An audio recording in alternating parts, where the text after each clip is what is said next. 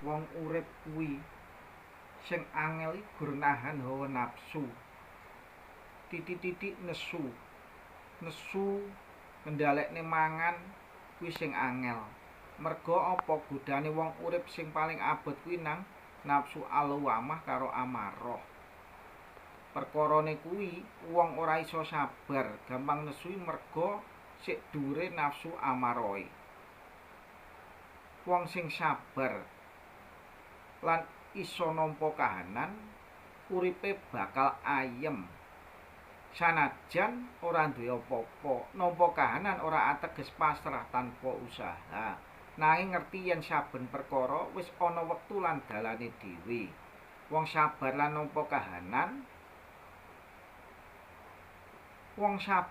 nampa kahanan kuwi besuke lek gelem latihan bendinane iso ngendhalekne hawa nafsune.